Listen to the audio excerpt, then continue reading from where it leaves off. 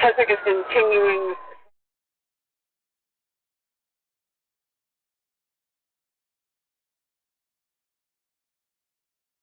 Hello everyone, I'm Captain Stacy Spell of Media Relations Division of the Los Angeles Police Department. This critical incident community briefing is intended to provide you with information about a categorical use of force that occurred in Rampart Division in the city of Los Angeles on July 7, 2020. You are about to see relevant video footage and learn about other evidence and police procedures related to the case, so you can have a better understanding of what occurred, based on what we know right now. The LAPD conducts very thorough use of force investigations, which typically require investigators to interview multiple witnesses, view numerous hours of video footage, and analyze a significant amount of forensic evidence. We are still at the very early stages of this investigation, which can often take up to a year to complete, and our understanding of the incident may change as this additional evidence is collected, analyzed, and reviewed. We also do not draw any conclusions about whether the officers acted consistent with our policies and the law until all the facts are known and the investigation is complete. A word of caution: the images and information you are about to see may be disturbing.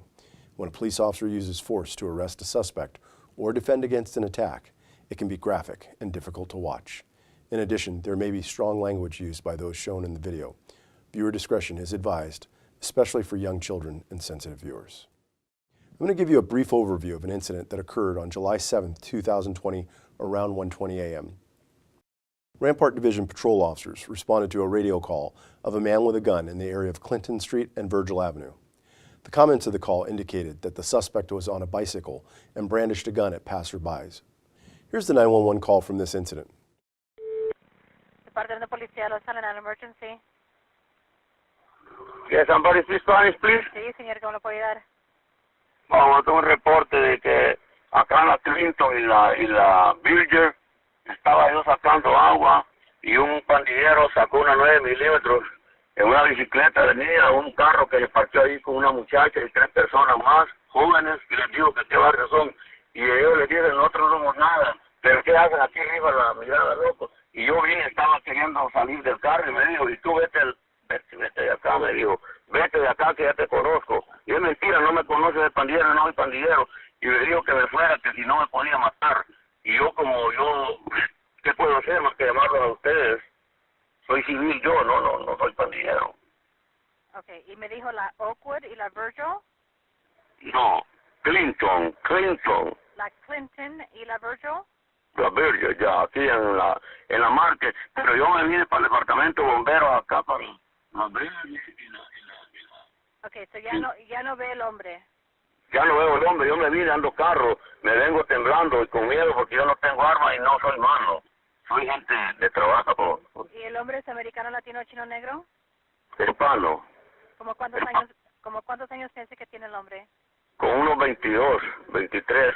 Anda de camisa negra y un short como beige y una máscara negra y un gorro negro, una gorra negra y carga una bicicleta negra, alta. Una bicicleta alta negra. El desgraciado anda solo y saca pistola, pero lo humilla uno. ¿Y cuánto mide de altura o peso? Altura como 6. 6 y peso como 150 libras, 45. Ok, ¿y en qué mercado era que lo vio? Es una marca pequeñita que está en la esquina donde hay una máquina de agua. La marca, son los marcas, dicen. Es la más esquinita, Virgin y Clinton. Pero yo estoy huyendo, yo estoy acá en los departamentos de bomberos de enfrente, pues en la calle de mi carro. ¿Verdad? Yo estoy escondido, tengo miedo. Y señor, ¿se recuerda qué color era la bicicleta? Negra, se la vi negra, yo ahí en oscuro. Está oscuro ahí, pero camisa negra, gorra negra y mascarilla negra. Short beige, como gold, okay. Como color gold. Ok, señor, yo mando a la policía. Muchas gracias por la llamada. When officers arrived in the area, they saw the suspect riding a bicycle northbound Vermont Avenue at Melrose Avenue. That suspect was later identified as 33-year-old Yordi Ochoa. The officers attempted to stop Ochoa to conduct a criminal threats investigation, but he failed to stop. Ochoa traveled northbound on Vermont Avenue to eastbound Melrose Avenue, and then northbound on Madison Avenue to eastbound Normal Avenue, and finally to southbound Virgil Avenue, just south of Melrose Avenue. Officers ordered Ochoa to stop numerous times, but he failed to do so. In an attempt to stop Ochoa, an officer drove next to him and intentionally used the driver door of his police vehicle to push Ochoa, which caused Ochoa to fall to the ground, where he was taken into custody without further incident. Most marked vehicles assigned to patrol have a camera mounted inside which activates when the emergency lights are turned on.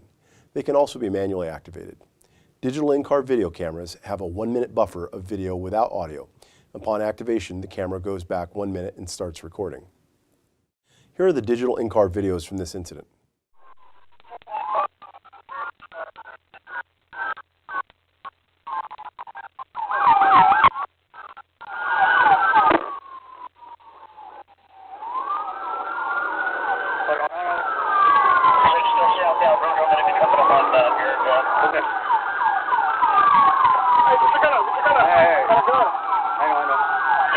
Southbound Virgil approaching Marathon. Ready? Looks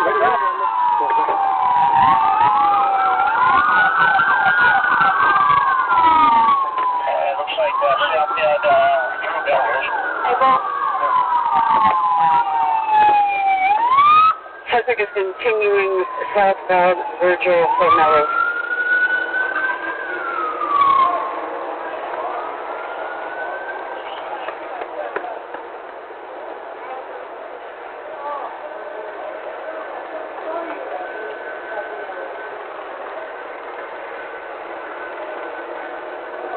All units code for southbound Virgil and Melrose, second custody.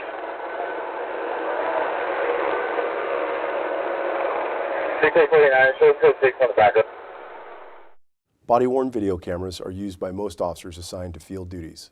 They are worn at chest level and capture a general perspective within line of sight from that angle. The angle of the camera prohibits viewers from seeing everything the officer saw and experienced. Upon activation, both audio and video will turn on. However, body-worn video cameras have a buffer of video without audio from the previous 2 minutes prior to activation. This feature is designed to capture incidents that occur suddenly, where an officer doesn't immediately activate the camera. Here is the body-worn video from one of the involved officers. We're going west on the Melrose. Passing Juanita. I just cut him off. No, I don't know if I hit him with the door. Alright. Ready? Yep. With your first from Melrose, crossing at Juanita. Don't hit him. Yeah. What street is this? Madison. Huh? Madison. Madison Marathon. Hey, you better stop! This is the police! Hey, just stop and we'll figure it out! Following the suspect on the bicycle. Right. Hey, we're going to be over there. Everything is over Madison and Marathon. Madison, north of Monroe.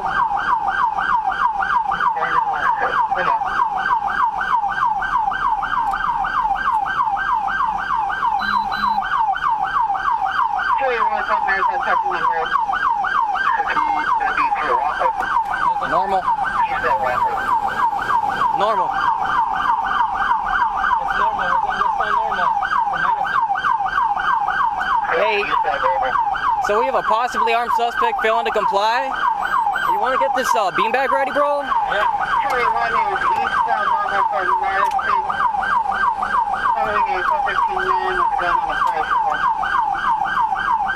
Cool. I got contact and lethal, bro. You got less lethal.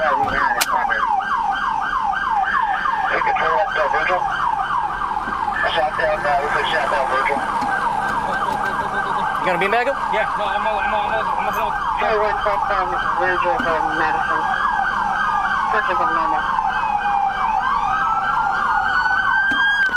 Block him. Pull over!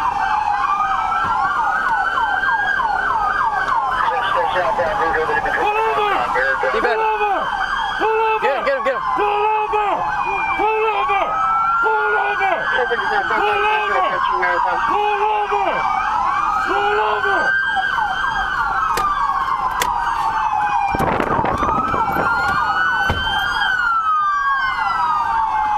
Looks like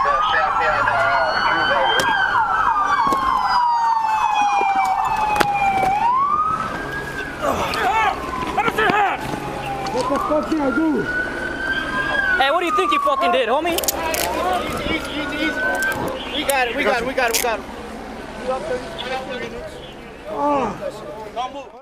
Los Angeles Fire Department paramedics responded to the scene and treated Ochoa for minor abrasions and cleared him for booking. Ochoa was transported by police vehicle and booked into an LAPD jail facility. On July 9th, 2020, the case was presented to the Los Angeles County District Attorney's Office, who upon review rejected the felony filing and referred the case to the City Attorney's Office. Jordi Ochoa is a resident of Los Angeles. In the next several months, the LAPD will continue to investigate and analyze this incident.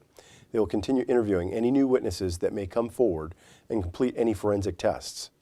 After the investigation is completed, our Critical Incident Review Division will forward their findings to the Chief of Police, who will make his recommendation to the Civilian Board of Police Commissioners. The board will evaluate the evidence to determine whether the officer's tactics and use of force in this instance met the high standards expected of all LAPD officers. If you'd like more information on how the LAPD and LA District Attorney's Office investigates all officer-involved shootings and other serious uses of force, visit lapdonline.org, where you can also find LAPD's use of force policies and procedures. Thank you for taking the time to view this Critical Incident Community Briefing.